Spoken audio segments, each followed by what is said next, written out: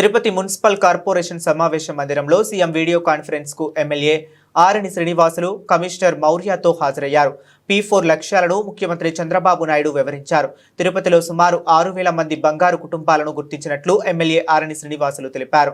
2029 నాటికి తిరుపతి నియోజకవర్గంలో పేదరిక నిర్మూలన చేయటమే ప్రభుత్వ లక్ష్యమని ఆయన అన్నారు. పేదలను ఏదో ఆదుకున్నామో అనే భావంతో కాకుండా బాధ్యతతో వ్యవహరించాలని ఆయన కోరారు.